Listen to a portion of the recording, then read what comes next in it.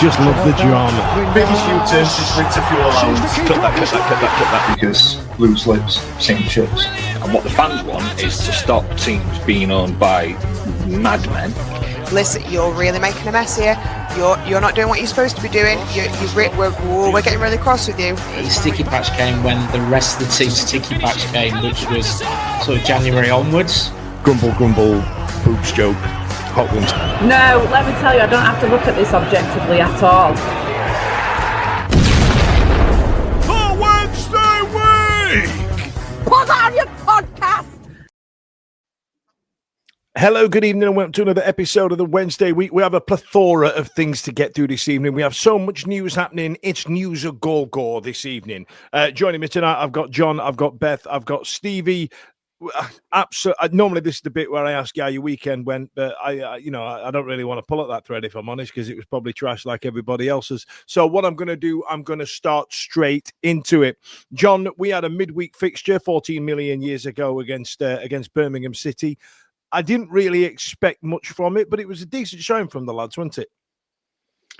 It was a very good showing, and I must admit, I was thinking the same. I didn't think, but Birmingham's, as we know, we all know the Birmingham story. They're a club on the rise. They've got wealthy backers. They've got Tom Brady lurking in the background, and did they spend something like 15 million on one player at one bit for League One, which is a record? You could buy us for that right now quite easily, but I thought you absolutely couldn't. Not from Chansiri, you couldn't. Yeah, exactly. Yeah, he wouldn't accept 50 or 100, would he? So, but yeah, battling performance, great performance. Felt a little bit like robbed a little bit. Felt like the ref was going to keep going until they scored. They had that kind of feel.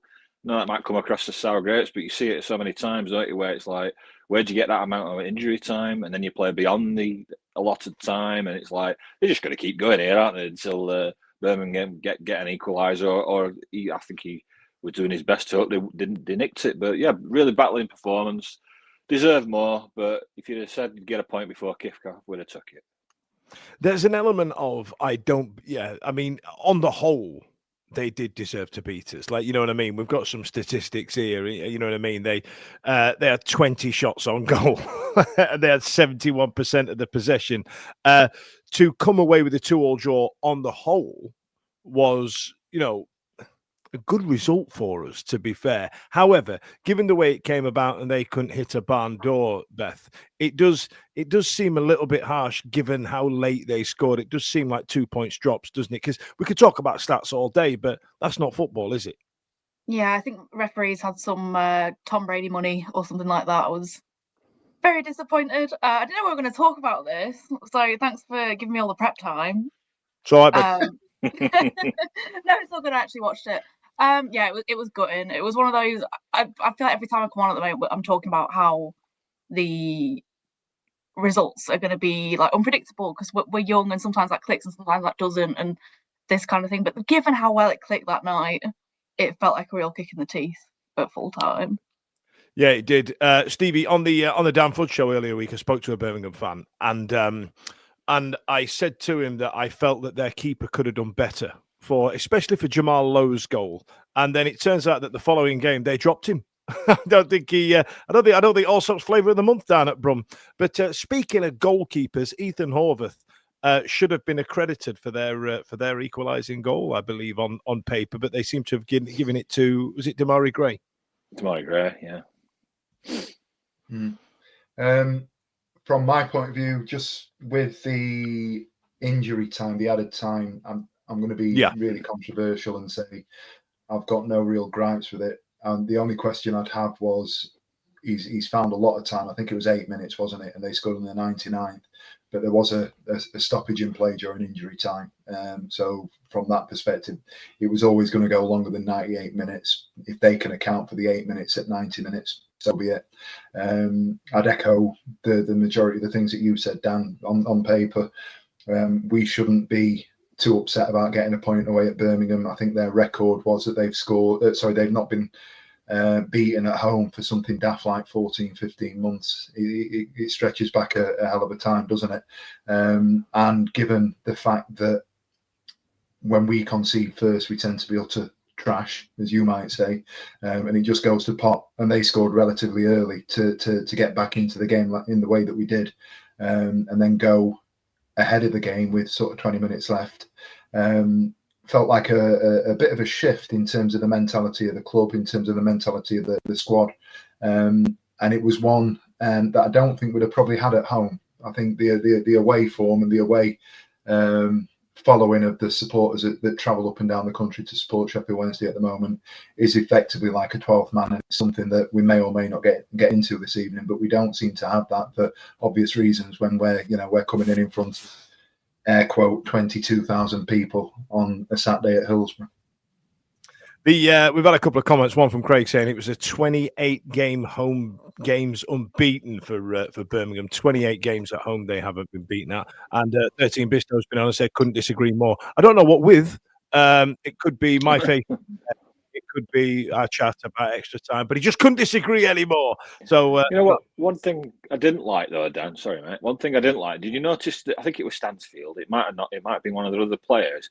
They were challenging for a ball near our goal line, and it went out for either a corner or a goal kick. He got injured off the pitch, crawled his way back onto the pitch to get treatment and effectively slow and stop the game. And I'm thinking, why'd you do that? You know, it's just a bugbear, man. You're off the pitch. I like already. it. I like it when my team does it, and I also like it when you see him try to do it in those ropey Eastern European countries where the striker's not having it, so he just drags the geezer off by his ankles. I love it when they do that. That's always my favourite.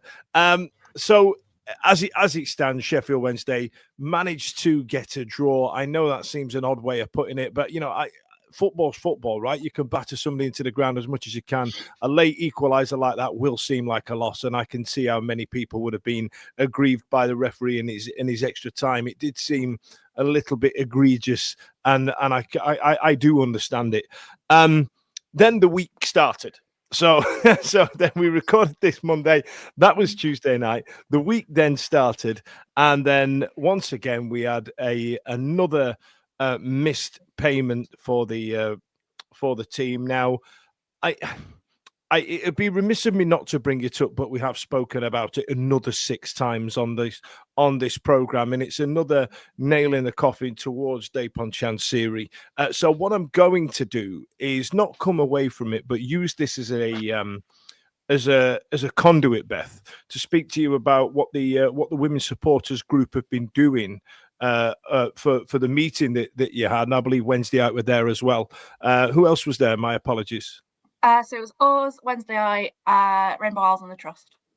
Excellent. So on the back of the missed payment deadlines, and again, our thoughts do go out to the people that have just not been paid. And then Alan Biggs released a post on X saying that some team members that are non-playing staff have had to take out loans. It's absolutely bloody disgraceful, and I don't think we can say much more on it on this show because I don't think there's going to be much more news apart from Dejphon Chansiri get out of our club. However, the women's supporters group and the other supporters groups that you mentioned there, Beth, have taken positive steps in order to try and put some pressure onto the chairman or garner some learnings. Please tell me all about it. I've been at work today, hence my mustache and beard. So you're going to have to keep me up to date, I'm afraid. Not a problem. So cast your mind back to June. I think I came on the podcast shortly after saying that I'd been at the FSA annual general meeting. You were hungover to sin. Yes, I went to that. The interim chief of the independent football regulator was there, Martin Henderson. And he said at that meeting, if you want to chat to us, let's get a meeting in. So Sheffield Wednesday Women's Supports Group get on the emails, which we're very good at. And we're like, hey, you said you want to meet people, so let's have a chat. We've kind of got a bit of a house fire going on at the moment. Kind of hit a bit of a dead end. I think it was my perception that they might have been a bit... they maybe wanted to meet the easy clubs first, get some boxes ticked. Fair enough. Didn't hear back. Got a no to that. So we were like, let's be annoying. Let's ask again. So a couple of weeks ago, we wrote again saying, look, it's still terrible here. can we have a meeting? I think a few other sports groups have been in the same position. You've said you want to meet clubs, so let's talk. So early this afternoon, we met with the regulator. I can't tell you more than that, but I don't think there's much more to tell you that the regulator isn't in operation yet. It probably won't be until later this year, if not early next. Excuse me. So at this point, it is gathering information for the regulator, getting them up to speed on all the kind of ins and outs, nooks and crannies, and helping them get the full picture so that when they do come in, they can act as soon as they can. That's what I did this afternoon. Beth, can I? When you say you met the regulator, did you meet the new fella, David Cogan? Is it? No, that got announced like the minute we got out. We met Richard Monks, the chief exec, and some of his team. Okay. I think that's all I'm allowed to tell you. I already feel like I've said too much. I mean, sorry, Dan. The reason that we've sort of brought it up is that the women's supporters group. It was the first thing I've seen this evening. Have actually come out and said that there's been a meeting with those fan groups. So you're not sort of spilling any secrets or anything like that. They come out and said this is what's happening. And we all totally understand it's going to be really sort of cloak and dagger for the time being, because there are things that you simply can't say, and that may be frustrating for people that are listening and will be going on about how you're keeping things away from people that deserve to know. But it's one of those things where if and when we don't know what's going on, it's right and proper to keep things at a certain level until it gets to that point when you can start to share things. And I just want to say that I totally understand that you can't say anything at the moment. I'm glad I brought it up. I'm glad. But what I wanted to do was reassure anybody watching out there that there are some meetings taking place in preparation for the IFR, and no doubt I don't have anything from the trust in reference to this, but I believe that there are things happening behind the scenes. So onto the further in the week. Once again, like I said, 5th month out of 7, people are late payments. I believe those payments have been made at the very least that are non-playing staff. Is that correct? I don't think so. There have been people that have been paid £1,000. So I knew of that. I thought I saw some posts trickling through saying that they'd been squared up, but if they haven't, then you're the worst, Chansiri. You're the worst. And in reference to a comment that we had earlier on, you've got money for extra stewards. Pay them that. What's the matter with you? Yeah. Anyway, so on Tuesday as well, there was a loan secured against Hillsborough that was due to be repaid by Tuesday. Unless anybody's got any information on that, we've got no real information. We were told that Chansiri was looking for further funding. He was looking for an extension from the loaners, from the creditors, in order to try and buy himself some time. But we've had nothing concrete come out about that. Does anybody have any information on that? God, this is a frustrating piece of radio, isn't it? Excuse me, I don't know what's happened to my voice tonight. I can maybe help a little bit. Go on. I've been speaking to a Macclesfield fan this week. They've been going through some similar stuff a few years ago. This one's a slow burn, basically. It's going to be something that's pretty in the dark. I think there's a couple of moving parts as to what happens with the loan, whether the person who's given the loan is prepared to extend it and kind of put more interest on it and it gets bigger. In that case, it's like a non-starter. We're kind of back to square one on the stadium loan. The person who's lent the money can trigger the administration, is pretty much the only person who can trigger the administration at this point. Again, that's up to them and that's in their hands. And then obviously the admin winding up order takes months, not weeks. So I feel like I've said a whole lot of nothing, but we're as we were with that, and we're probably going to be in this spot with it for a while, I reckon. There was the report that some outside parties had tried to secure that debt and they'd been rejected in doing so. So like somebody trying to muscle in and maybe get the debt, and then but that's been rejected. So again, we don't really know much more than that, do we? More shambolic nonsense coming out of the club. So let's move on to more football matters, because I want to talk. Like, we've got 2 games to get through. One of them was a million years ago, and the other one was dreadful, with a lot more going off around the football before we actually talk about the football. So 5-0 against Coventry, an absolute shambolic performance. But if you've not listened to our interview with Barry Bannon, he does mention that it's difficult at home with the atmosphere because the protests are taking up so much of the mental space of the people at the game. He really notices it. He says that the players really notice a difference on the pitch, and we can see it as fans. We know that it's flat as a witch's tit at Hillsborough, and then you go away and it's absolutely feral. My apologies if there are any voluptuous witches out there. I didn't mean to put you all in the same box. That's a terrible line of jokes, that, Fudge. You're gonna have to move forward with that one, aren't you? So right then, so we went into the Coventry City game. Stevie, any real expectation from this game? No. No, not really. Well, listen to, I think it was Ash, wasn't it, did the preview show, and we've got the lineup just on the screen at the moment. Ash did the preview show, and they talked to Dean, who's been on a couple of our previews over the last 2-3 years, because we feel like we've played them forever and a day, don't we, at the moment. And he was talking about how expansive they were. He referenced the fact that their goal difference was greater than the next highest scoring team, which I think is Bristol City. They were just, their XG is ridiculous. Everything about them is just progressive, high press, attacking, intense. And do you know what? They walked out at 3 o'clock and they lined up. And I know it literally is a case of men against boys at the moment, but it actually looked like men against boys. And what I would say is, after the fact, I came out of Hillsborough thinking I've just seen the league winners. They were that good. And I know we've been competitive in losses, and there's been times where we just haven't turned up.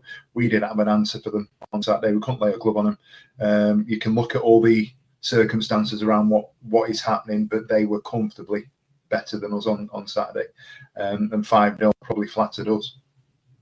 Really? Was it that bad? I was this is going to sound. I had a brunch I'd booked on at work, and I was entertaining Blazing Squad, and when I kept seeing the scores coming through, there's 4 members left of Blazing Squad.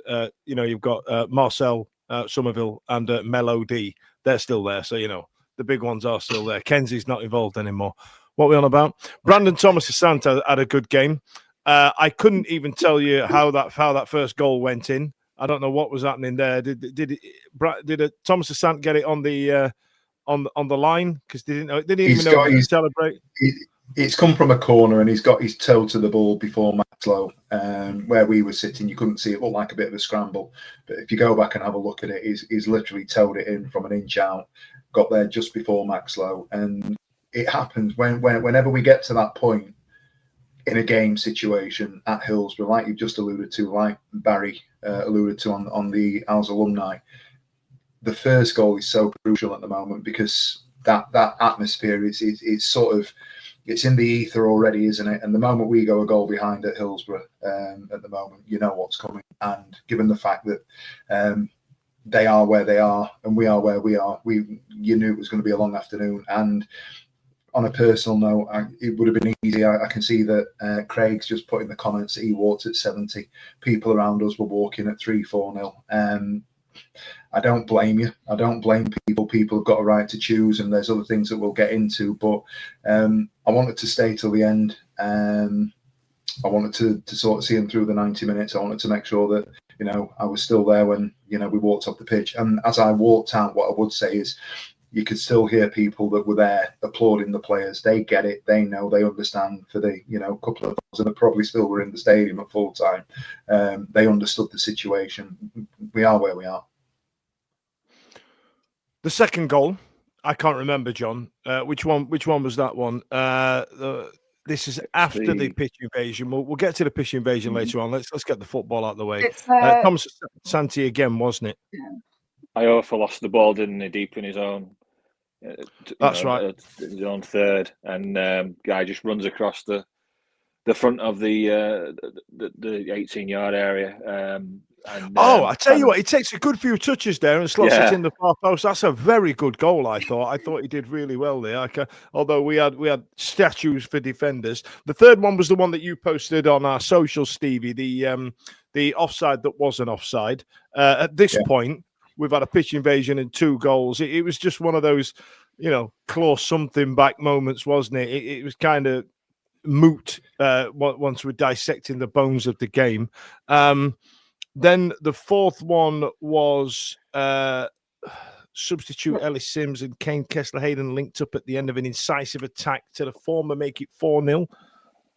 Yeah, that Kessler-Hayden's played it across roughly the 8-yard out, and Sims is just at the back, and he's just slotted it in. By that point, that one was so very easy to score. As you can tell, I'm just shooting through this game because we've obviously got something else to talk to. And then they wrapped it up with five, and we went taking a heavy beating from a team that spanked QPR 7-1. They battered Millwall, who were quite well fancied at the start of the season, 4-0 the prior game. So, I think you're right. I think there's going to be some big expectation around Coventry City. And I thought that Frank Lampard spoke really well about Sheffield Wednesday after the game, acknowledging the size of the club and whatnot. But let's get into this and let's talk about the other thing.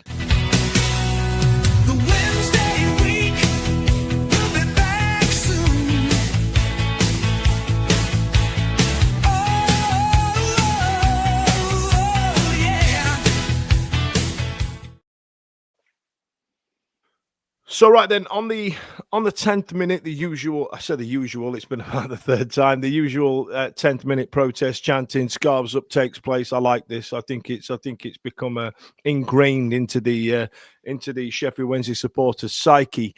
And then something else happened. I don't know where to start with it, Stevie. I'm going to come to you because you're a lot more measured than I. Can you describe what went off? You were there, and tell me about it. Tell me about the bad thing.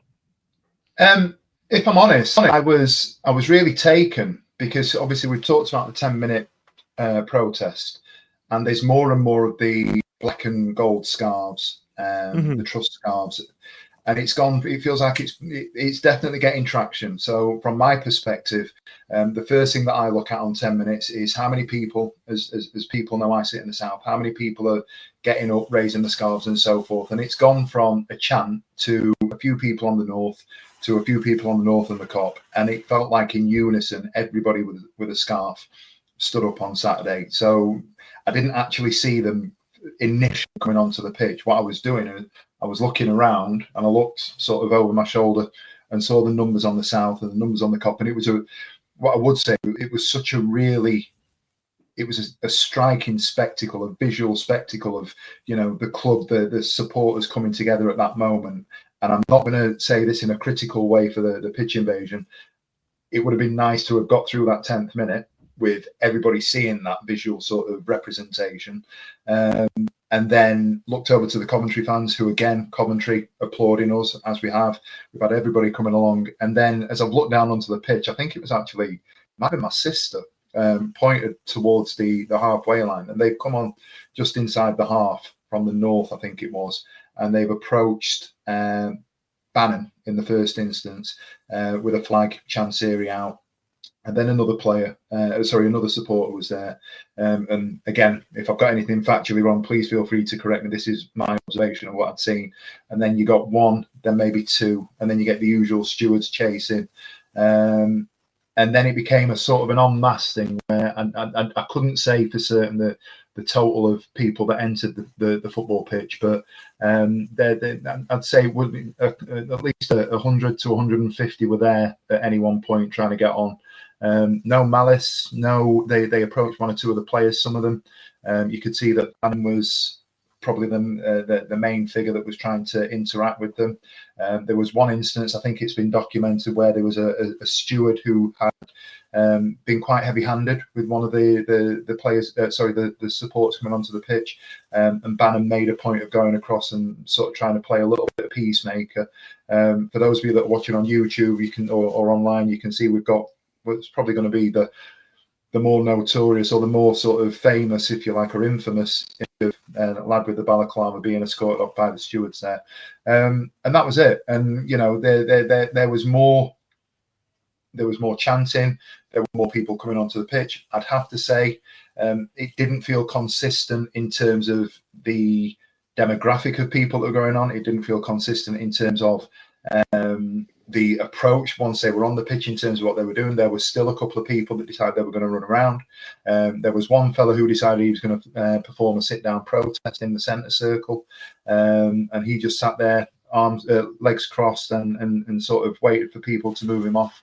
But yeah, there was no disconcerting noises or gestures made from Coventry. It was almost like they knew that it was coming and they were ready to accept what was going to happen. The Wednesday players, if anything, were empathetic, I would say, rather than sympathetic or irate. They understand what the situation is, and they knew it was probably coming. The stewards, interestingly enough, I know we've talked about how many stewards were out and about. They, on the first goal went in, if I remember rightly, that's when they started to move and they got booed, and the stewards are getting booed. There were a couple of things in the north a little bit later that we may get in around signage that was taken down, and there was a heavy presence from the stewards there as well. But yeah, it sort of built momentum gradually, and I do feel that there may have been one or two people that quite impulsively went, I'm going to join in rather than it just being planned. But from a sort of my own personal observation of what happened, that's where we were. So a lot of people went for a beeline for the captain, and Bannon played peacemaker, completely understanding what the fans were endeavouring to do.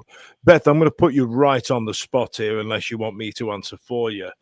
What were your thoughts about it beforehand and during, and then after? I think I can answer. I can't say I was in favour of it beforehand. I'd be lying if I was. To be honest, now I'm still not in favour of it. I think from the discussions that I'd had with the women's supporters group I'd had with Christine Seddon a few weeks ago, she was saying we need to keep this upper hand, we need to be able to work with authorities and this kind of thing. Perhaps this is me from a supporters group perspective, kind of being like, it's not something I can get involved in. I didn't think it was the right protocol at the right time. Watching it was weird. I watched from home. I'm boycotting. I had it on my laptop while I was getting ready. It was strange. I think I felt a bit sad, in a weird way. The perception of it kind of on the stream was like, is it happening? Is it not happening? It kind of showed you very odd parts of it. You kind of saw the very beginning of it, and then it went away for a bit, and it came back, and it went away, and it came back. So I definitely didn't get the scale of how good it was. The best I've seen is the pictures and the kind of things that people have sent in WhatsApp or on Twitter. I thought I need to be careful on how I say this, because I don't want. Beth, let me help you out. Let me help you out. No, Christine Seddon said it beautifully when you guys at the WSG spoke to Christine, who was the head of the Supporters Trust for Blackpool. And she said, if you do something that is the wrong side of the law, you will not garner any followers. If you do things right and you keep a strong moral compass, you will get more followers that way. Essentially, you will catch more flies with honey than you will with vinegar. I thought the idea of it was fucking stupid. I couldn't understand why in the world someone thought that was a good idea. Now, I understand the maths of somebody going, we get the game called off, the EFL will put more sanctions on us. I understand that, but the protests and us voicing our opinion are about us telling the chairman that we are not happy with him, right? It's us maintaining our dignity, and we're telling the chairman, just because we're, you know what I mean? Let's say we were just sat there and not doing anything. The chairman could happily sit there and go, well, they're not saying anything, so we'll just carry on as we are. And we're not doing that. Somehow this has been construed into the fact that this forces the chairman to sell the club. It doesn't. It's us constantly telling him we're not happy. The biggest protest that will happen that will have any kind of impact will be when the season ticket sales go on sale. That's the only time it's ever going to really get heard. I am 100% behind the protest. I believe that it's something we should be doing. Please don't get me wrong. But do I believe that the chairman gives enough of a shit to listen to us and do what we've asked? I don't think he is. And I think the only time that we're going to really make a real difference to him is when we stop buying season tickets, right? That's what's going to happen. So we saw a post from the trust saying there's chat about bringing the season ticket renewals early. I don't know where that's come from. I haven't seen it outside of that announcement, but I'm not going to renew my season ticket. And I think the biggest ask that's going to come is those people that have saved up those points, that they have toiled for, that they have travelled for, that they've spent money on getting, that saved up those points for those away days. Are they going to give them away? You know what I mean? Are they going to give that up?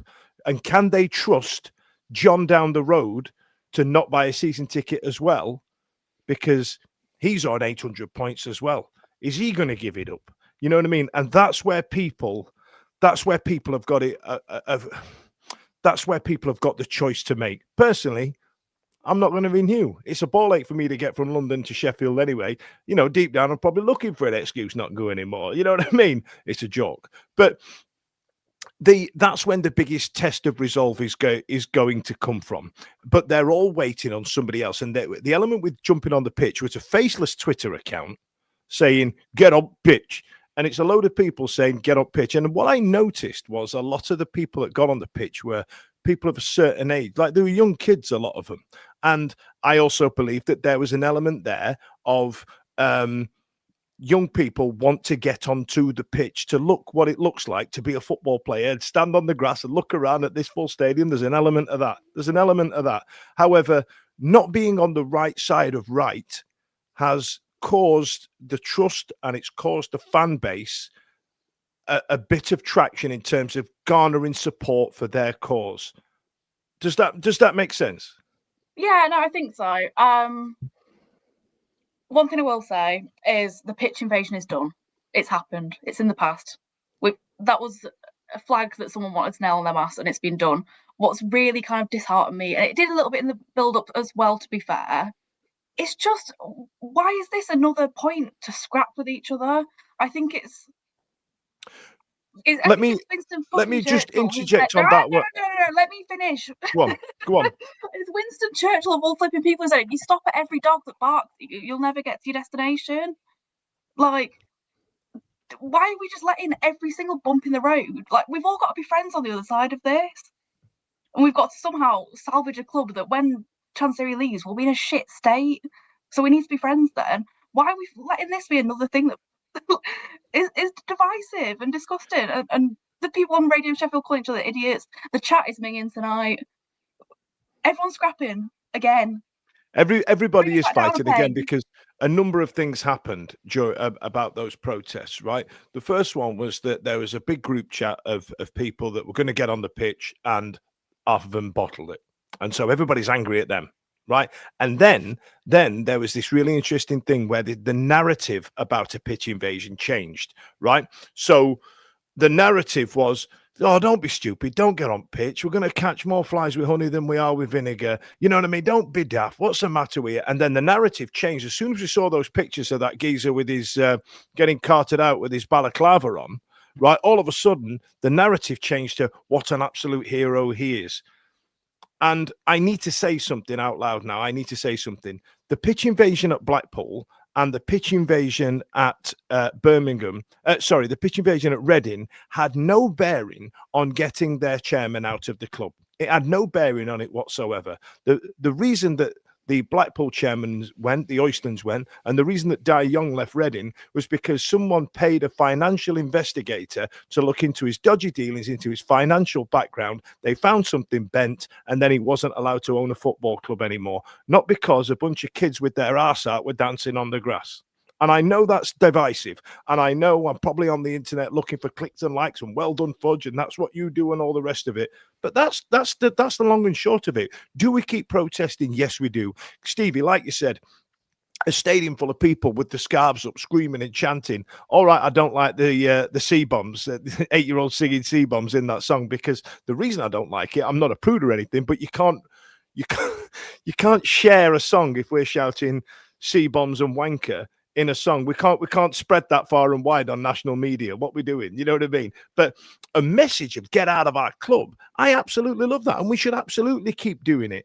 But to stand there and take matters into your own hands on the wrong side of what's right, and to put those players in what they perceive as probable danger, you don't know. I don't know. I can't put myself into the shoes of a professional footballer with people running towards him, but I can imagine it's a bit terrifying, isn't it? And I know we get referred to as the happy clappy podcast, and I know we get referred to as, you know, the ones that aren't as militant, but that is the God's honest truth. It's not going to have any bearing on that man selling the club, because after 2.5 years of us going to him, get out of our club, we're not happy with you, what you doing, you clown, and then 7 months of absolute nonsense, and then everything ramped up, and you know, we've cost him financially in different areas, then it'll start leaving a message. And the biggest test to resolve is going to be when season tickets go back on sale. The thing is, Dan, just on the back of that, it's going to get worse before it gets better. Just park everything that you've just said over there. It will get worse before it gets better, because I do believe that you're right in terms of it won't make a difference to him personally. And I know that the people that are sort of disagreeing with you will say, well, it will, and it's got support and it's got applause, and it's getting EFL games being stopped, to getting the national press's eyes on it, and so on and so forth. Yes, that is happening. But what is also happening is we're backing him into a corner. We need to. We do. We've got to try and force his hand. When I say it's going to get worse before it gets better, once he gets to that 8th month, that 9th month, and he can't pay, well, to January, all of a sudden a transfer window opens, and with the 15 professional footballers, I think it is, that we've got that are eligible to be classed as first-team footballers, he's going to start looking down the line going, I've got to keep the lights on here. People aren't buying season tickets, so I'll tell you what, I'm going to show you a big FU, and I'm going to start stripping assets again. So how's it going to look when we get rid of Piers Charles in January? And how's it going to look when Weaver goes? And how's it going to look when, you know, reluctantly, and it will be reluctantly, Bannon goes, enough's enough, I'm going to have to go. And we'll start stripping it right back. And the players that have stepped up, let's be right, 6 months ago, nobody had Weaver on their bingo card that he's going to be our first choice centre half. Nobody had, all right, Piers Charles was a different one. Nobody was thinking George Brown was going to be a saleable asset and what have you.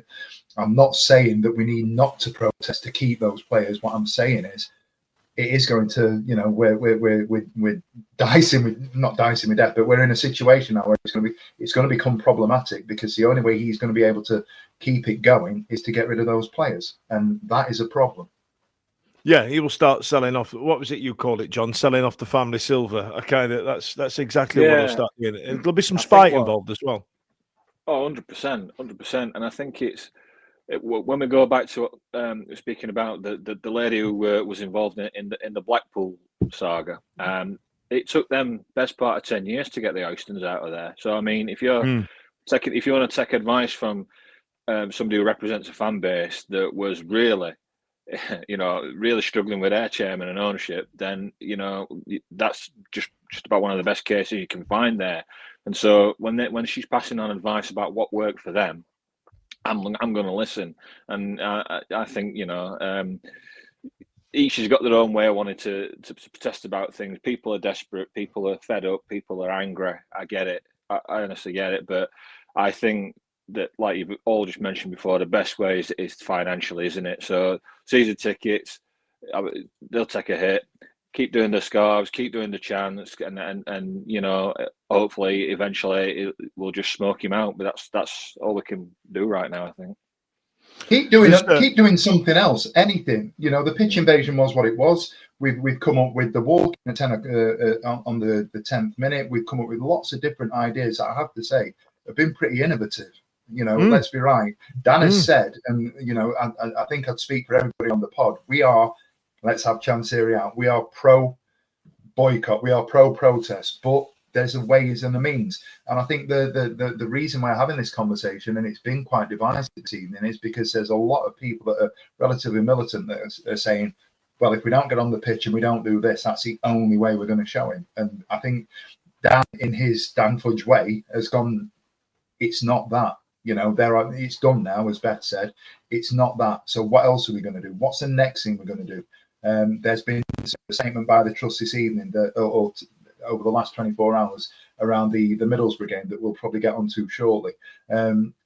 Let's talk about that. That's something else that we haven't done yet. That's something that we're thinking about and considering doing. Season tickets will come up. We've talked about that. What else is it that we can do that is going to show him? We've had the South Stand boycott under the South. We've had lots of different things that are being done. Some more innovative and creative than others. But at the end of the day, let's try keeping the moral high ground. Okay, let's try working on that, and let's try keep going forwards. But as people have said tonight in the comments on the show, we're all here for the greater good. We're all here for the same cause, and we all want the same thing. Whether I'm pro or anti pitch invasion, whether I'm pro or anti boycott, whether I'm pro or anti pounding the ground, we all want Chansiri out. We all do. Okay. I was going to say, let me come across a few comments here, because not everybody agrees. Some people have said you're speaking sense. Dan, other people have said, is there a dislike button on X? What a passive, ineffective podcast this is. My job is not to appease you, Steve. My job is to speak about the news, not be the news, not be part of it, not start the news, is just to speak about it. And as it stands right now, thanks for listening. Second one. We've got a few here. So James Rebel asked a genuine question: is the purpose of the pitch invasion to get the EFL to place a banning order, play all games with no fans beyond locked doors, therefore Chansiri gets note from match days? Somebody answered that. Richard Ward went, the purpose of the pitch invasion is the next phase in a long line of protests with a full boycott of Middlesbrough. I think we've mixed up the two there as well, because the boycott of Middlesbrough has come from the trust, and they have been very careful into not attach themselves to the pitch invasion, because they can't condone it. Jake spoke very well about it on various medias. Andrew Osborne wants me to say hello to Ava. Ava, it's past your bedtime, and we're talking about a lot of grown-up things here. Johnny Owl said, you're talking rubbish, Dan. No way has the pitch invasion diminished our cause. If anything, it needs to be bigger. Look what Reading did. Nobody thought any less of them. Again, I'll say out loud, the pitch invasion against Reading had no bearing of Dai Young going. It had no bearing on it whatsoever. And yes, those people that went on the pitch, I did think less of them, yes, because I have a strong moral compass and I want to be on the side of right. Matthew Talbot said, getting on the pitch gained fan up. And this is where the narrative changed, and this is where I wanted to pick at this one. Getting on the pitch gained fans' applause and solidarity, each to their own. My protest is me not going, but stopping a game brings more attention, as the EFL don't want games stopping. I'm all for a full boycott next home game. And that's an interesting one, right? The EFL don't want games stopping, but the EFL have no power. The EFL don't have any clout right now in terms of trying to get Chansiri to sell. That we are already under 6 embargoes. We're under all the sanctions as it stands right now. The EFL can't do it. We can't look at them. And like I said, Pete says spot on. Pete says you're spot on in the renewal scenario, but the demonstrations and awareness campaigns do need to continue bigger and stronger. Otherwise, Charles Cadds, Weaver Brown, Bernard and Valerie are all sold out. I completely agree. They're going to sell he's going to sell the family silver to get away with it. And then Craig Hayward has said the first sign of how many season ticket holders boycott the Borough game, because as it stands, all this information came out in March time. We'd already got our season tickets by then. So the next one is the next window. And I will be interested to see how many people actually don't renew their season tickets, because it might cost them away points. There is a genuine thing there that I am interested to see. And then we've had a few more comments saying... well, God, I'm losing count of this. There was one that said the invasion at Reading got them a suspended 3-point deduction. So imagine that. Imagine being 18 years old. Imagine you're Ernie Weaver. You've just got Player of the Month. Your career started, and we got you a 3-point deduction.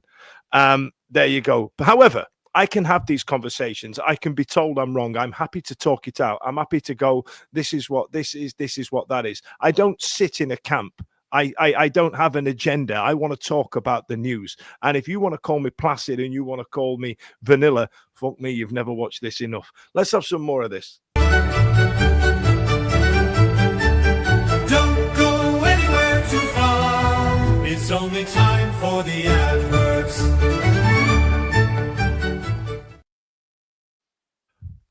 That was a surprisingly upbeat advert jingle, given what we were just talking about. So let's get back into the other stuff, into more of it. So the trust have released a statement. It's a fairly lengthy statement. However, it does say that on the 22nd of October, we play Middlesbrough, and they are asking us for a full boycott, season ticket holders included, once again, to make sure that we get the message out that we are not happy with the chairman.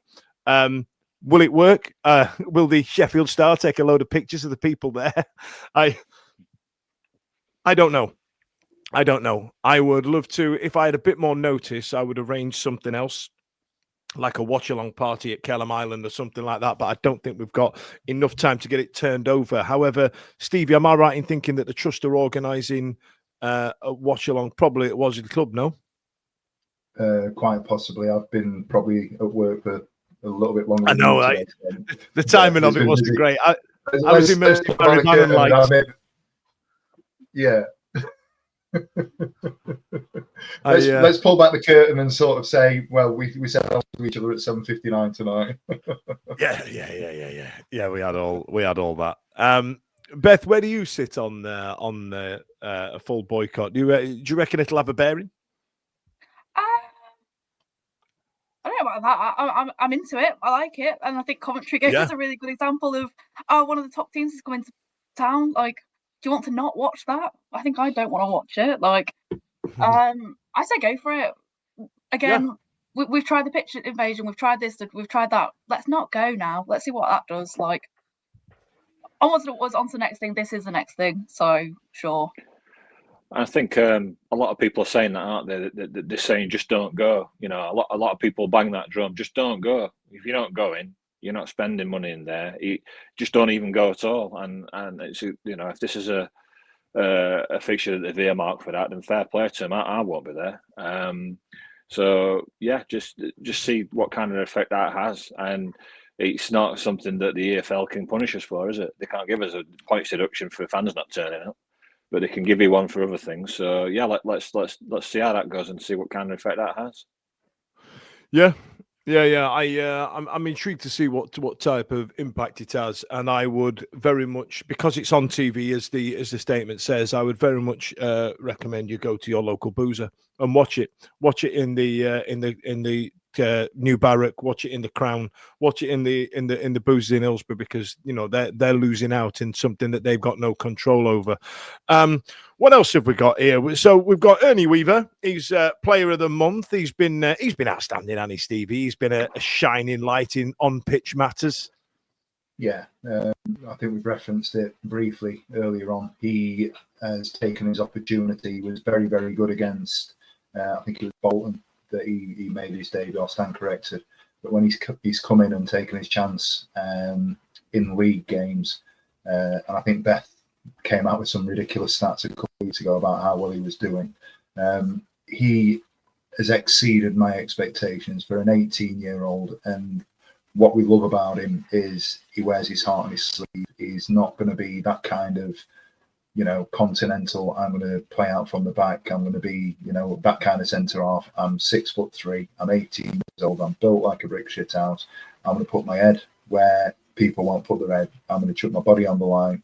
I'm going to do everything that is rightly going to get that sort of cult following. And yeah, like we said with Piers Charles, let's enjoy Ernie Weaver while we can, because in the current regime, we've no idea how long that's going to be. But from a podcast point of view, I think he's got 4 out of the last 5 Man of the Match awards on our TWW podcast, Player of the Match, and deservedly so. He's been excellent, and he's got a real bright future in front of him.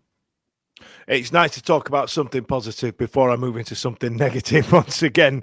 Beth, the club was hit with their 6th embargo today, as Joe Cran reported in the Sheffield Star. As I was driving up the M3 from work, I did ask you to take a little bit of a look into it for me on what some of these mean, especially the new ones. Have you managed to truncate it for me while I get cooked in the comments? Oh, bloody hell, you said look at the new one. I thought, oh, that's easy. Look at the new one. Look at the new one. No, so the new one is, as we knew, we've not paid the players last week. I think we get a week's grace period on that or something for us to get put to the EFL, hence why it's a little bit late. Financial regulations, I think that's to do with proof of funds, business plans, this kind of thing. HMRC reporting, we know that one inside out. Football creditors was an interesting one. That's kind of if we owe money to the EFL or these kind of people. I had a list, so let me see if I can find it, of who football creditors are. And you can come back to me. While you're looking for that, okay, so I'll go through. We've got we're in breach of Regulation 16.21.8, future financial information, PNS rule to secure funding, HMS reporting, amount due to another club. I think that's Hull City, isn't it? Football creditors, which I think we know, and non-payment to players. That's 6 embargoes that we're currently under right now. So I feel that there's. What does this mean, though? What does this mean for the club? What does this mean for the players? And most importantly, what does it mean for the fans? We don't know. Waiting on Beth to finish a brief research. What a full creditor is. So it is the league, FA, Premier League, pension schemes, any member club or member of the FA Premier League, any holding company of the league, any sums due to staff, I think, full-time employees, any sums due to the PFA, the Football Foundation, the Conference League, the Northern Prem, Isthmian Southern League, any member of the club. It goes into like policy bollocks, but it's all them people. It's anyone. But what does it all mean? What does it mean? We've not. What happens? Hey, there was conjecture about what it could be. I don't know. It's one of them. We're getting into territory where we're going to end up with more embargoes than points, aren't we, at this rate? We've had a comment there saying we've had more embargoes than Ugbo goals last season and this season, the last 2 seasons. So does that mean there's a points deduction down the road? Does that mean we're going to get hit with more sanctions from the EFL? Essentially, what I'm trying to get to the bottom of is that a lot of what the EFL can do always seem to affect us directly. They affect the fans and they affect the players. It doesn't seem to affect the chairman personally enough for me, and that's what frustrates me about the EFL. And then you've got the IFR coming in, and the head of the IFR was finally named today. It was a chap called David Cogan, who's the chairman of the IFR, and we saw the meme doing the rounds the other day of a number of roles available for the IFR office, operations managers and accountants and all the rest of it. But it's been absolute carnage, and I can understand why a lot of Sheffield Wednesday fans are pinning their hopes and dreams on the introduction of the IFR. I don't know how it's going to work. And does anybody have any idea? Chime in, genuine question, because I don't know how. I feel that there might be this slush fund, right? This amount of money that gets put somewhere. So if we're not paying the players and we're not paying the staff, it comes out of that trust, like a deposit, as it were. I feel that would be a sensible thing to do. But again, it's pure speculation. I don't know what the IFR is going to do. Are they going to be able to go, this is Alan Millionaire. Here he is. Say hello, Alan. Chansiri, you're going to have to sell to Alan now. We found a millionaire for you. Is that what we think is going to happen? Because I don't know what is and how quick it's going to be a turnover. I can maybe help a little bit. Help me out. The regulator will have power to remove Chansiri. That's all the legal stuff that goes above my head. That was kind of the early stages. They can tell him to do one. They can put in like a trustee or like a temporary owner. They can also do that for individual positions. So I know obviously we've not got a board and stuff like this. They can go, hi, here's not Alan Millionaire, but Alan Really Clever. So Alan Really Clever about football. They can put people in.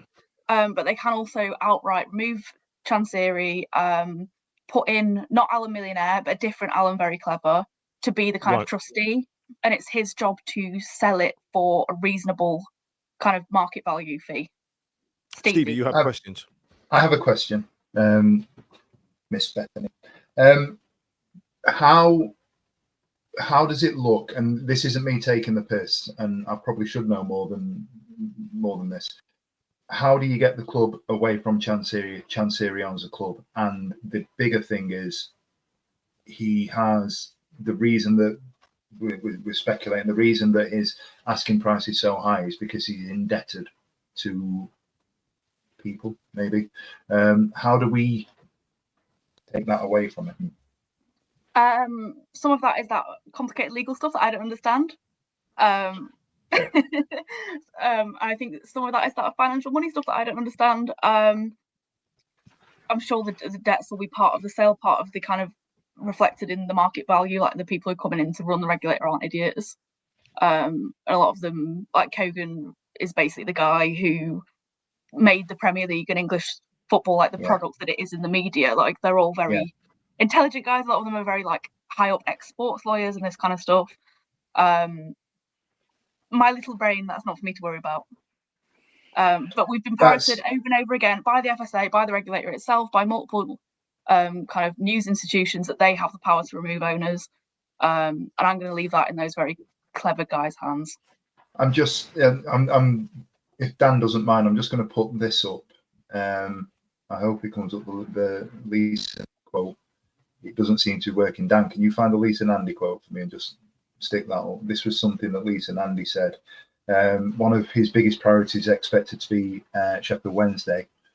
She owned, so last month she warned that change is coming and that he needs to sell the club. Various embargoes have been placed on the club. Last week it was revealed that player staff wages have not been paid again. If necessary, and this is Nandy speaking, if necessary, the football regulators can intervene in order to remove an owner who is threatening the future of the club. In Sheffield Wednesday's case, I'm extremely concerned about the current ownership, the lack of willingness to sell the club and invest in the club. Something I've been discussing very closely with local MPs. Put that up. The reason that I'm asking the question, and it's not because I'm negative towards the process, I'm as in the dark as everybody else. At what point does that actually become actuality, and at what point do we get to a point where we're looking at movement on the ground in terms of Sheffield Wednesday and being detached from Dejphon Chansiri and moving forwards? And I think to Dan's point earlier on, it's very difficult to sort of know because there's no precedent for this.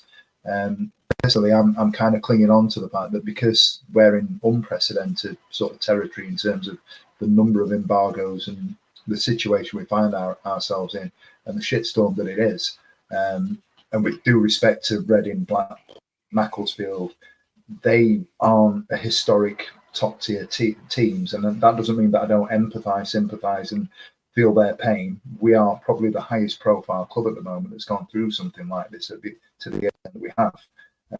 Are the IFR going to come in and support and do something for us, to us and with us to sort of put a line in the sand and say this is where we are, or are they just going to go, right, we're not sure about what's going on?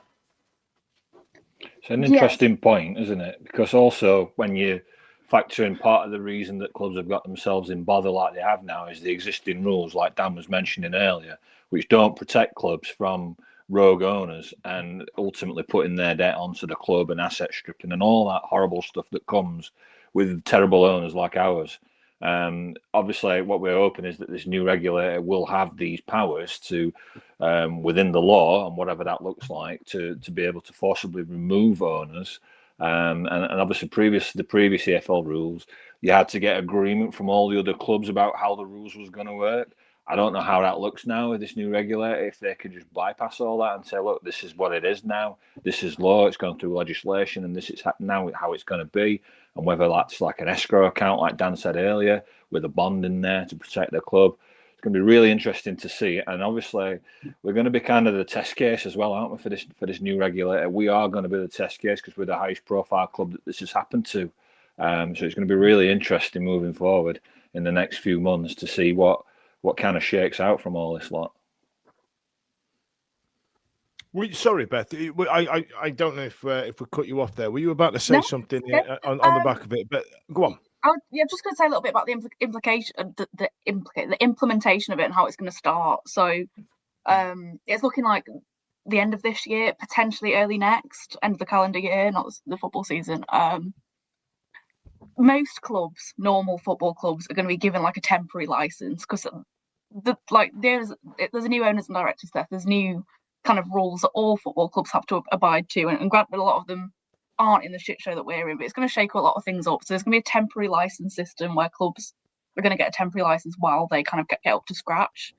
That said, they're aware of what's going on with us. They know how bad it is, and stuff like today, like the women's group with Wednesday at Wales and the trust meeting them.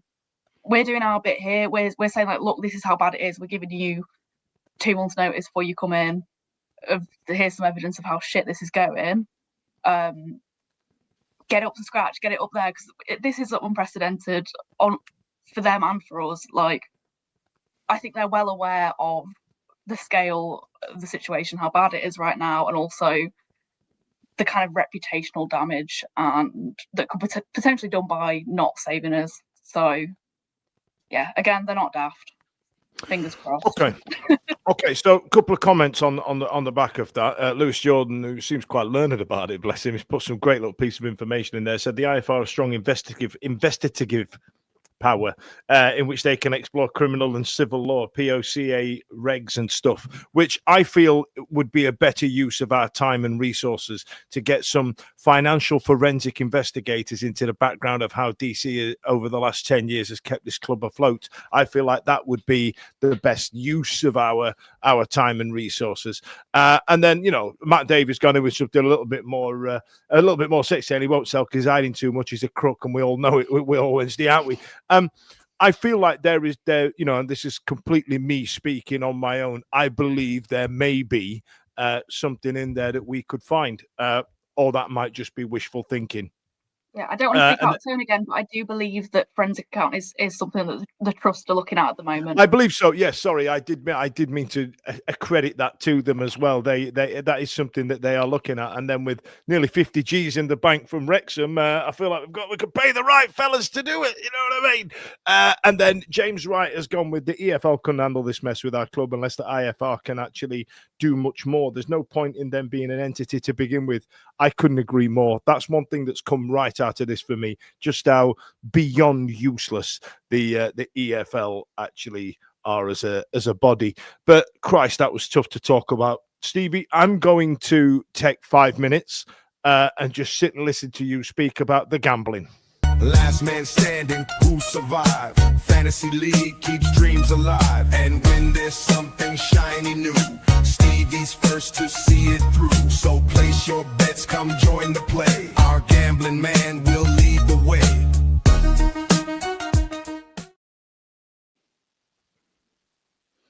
Oh, let's do predictions leagues first, just because you're going to have to click for me, mate, while I'm talking. I don't know why I can't get them up today. It is coming up, mate, but I'm happy to press the buttons for you. Thank you very much. Predictions League, we'll stick it up there. Ash, notice on our social media that the Predictions League is gaining traction this year. That's because Ash is tagging himself into everything because he's top of the league and letting everybody know about it. So far this season, he's got 3 correct scores, 2 correct results. Is sitting miles in front of everybody else on 19. I'm just basically going for a loss every week, so I'm not getting any scores right, but consistently picking up points here and there. I'm just behind Charlie and Dan on 11 points. John, what say you? What are you doing, my friend? I'm currently under a couple of embargoes, Stevie, so I'm not going to get this morning.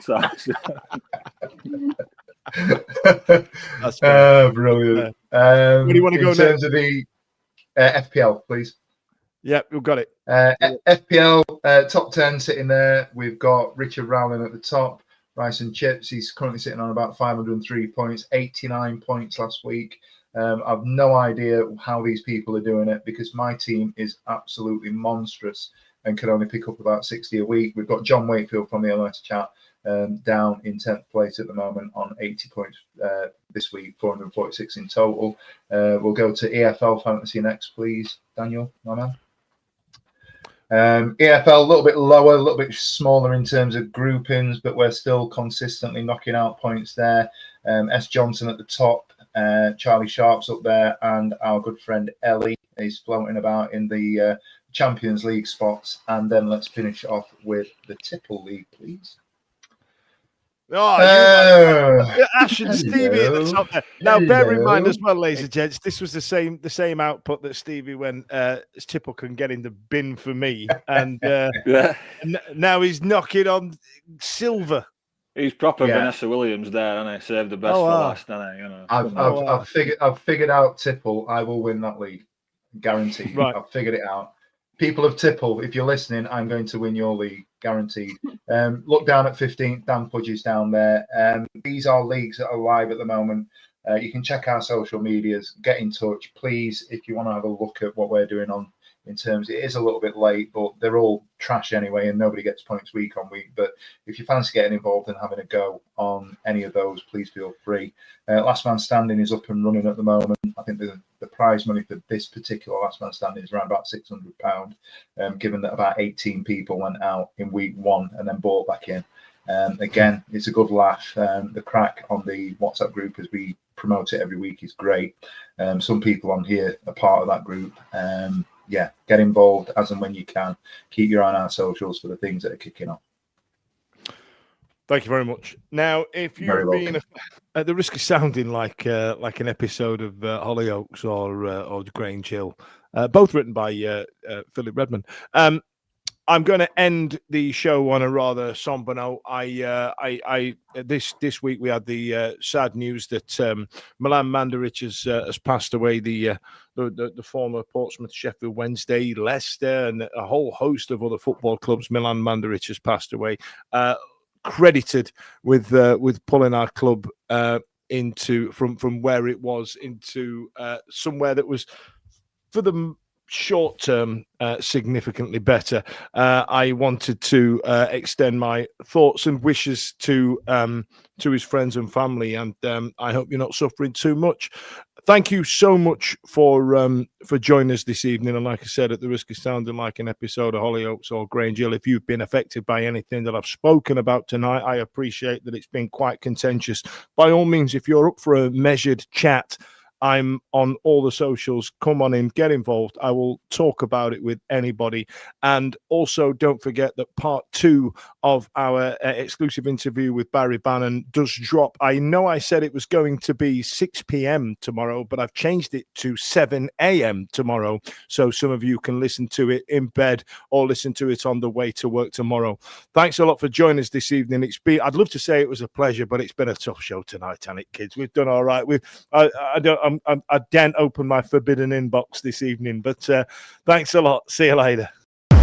Every week, live from 8 p.m. It's the Wednesday Week. Bringing you football analysis. They said we'll win the league next season. Bringing you modern references. I did a little 1920s fist pump there. Not done that in a while. If we could do just a 1-to-1, not me because it'd last 7 days apparently, like Craig David. I should not have said that. I should not have said that. This show's like you're mental. No, I'm not. Clip that. Bringing you terrible impressions. Wibble, wobble, wobbly, wobbly, wibble, wobble, Cyber Jordan. Going, hey, you got to play a 4-4-2. She. I don't know where these jokes are coming from. Available on all social medias. Obviously, this goes out on YouTube and as well as all the other social media out there, podcasts, etc.